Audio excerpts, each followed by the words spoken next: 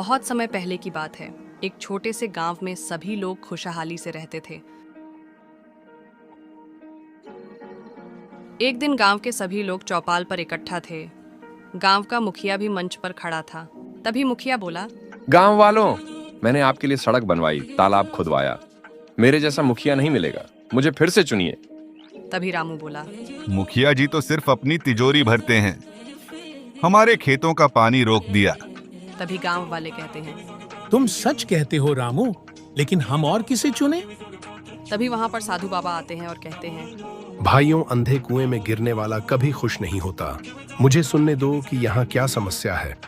मुखिया अपने बड़े से घर में सोने चांदी के गहने गिन रहा था और मुखिया हंसते हुए कहता है, गांव वालों से टैक्स लिया और अपनी तिजोरी भर ली, मुझे कोई नहीं रोक सकता।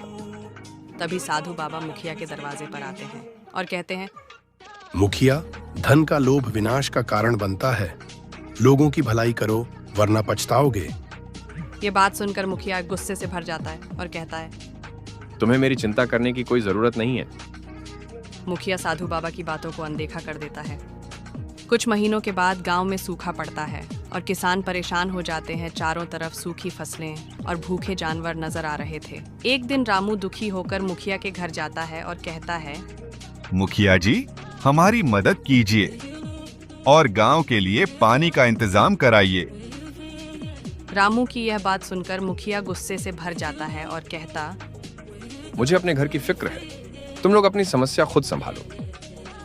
रामू यह बात सुनकर निराश हो जाता है और घर आकर यह बात सभी गांव वालों को बताता है। गांव वाले भी मुखिया की बातों को सुनकर दुखी हो जाते हैं और सभी गांव वाले साधु बाबा के पास जाते हैं और कहते, बाबा, हमें अब मुखिया जी से कोई उम्मीद नहीं है कि वो हमारी मदद करेंगे। तभी साधु बाबा कहते हैं, सच्चाई और मेहनत में बड़ी ताकत है। एकजुट होकर काम करो, भगवान तुम सबका मदद अवश्य करेंगे।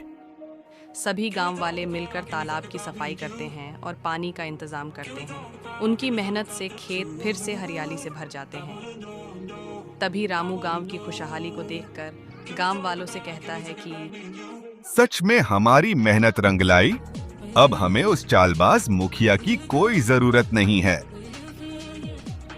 तभी गांव का एक बूढ़ा आदमी बोला, तुम सही कहते हो रामू, हमें मेहनत और एकता का रास्ता मिल गया है।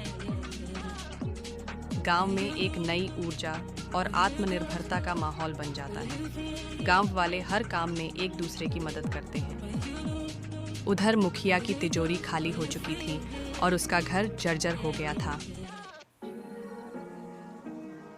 और मुखिया चौपाल पर अकेले बैठा था और अपने किए हुए गलत कर्मों का पश्चाताप करते हुए कहता है कि मुझसे बहुत बड़ी गलती हो गई, लालच ने मेरी आंखें बंद कर दी थीं।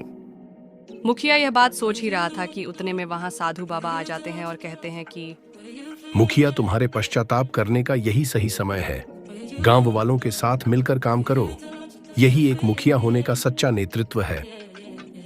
तब मुखिया साधु बाबा की कही बातों को मानकर गांव वालों से माफी मांगता है और गांव वालों के साथ मिलकर काम करने का वादा करता है और इस तरह मुखिया अपनी गलतियां सुधार लेता है और गांव में शांति और समृद्धि फिर लौट आती है। तभी रामू कहता है कि देखो, बाबा जी की कही बातों ने हमारे गांव को बदल दिया। अब हर कोई मिलजुल कर काम करता है। सभी गांव वाले साधु बाबा के उपदेश को अपने जीवन में अपनाने का संकल्प लेते हैं और मुखिया भी अब अपनी जिम्मेदारी को ईमानदारी से निभाता है।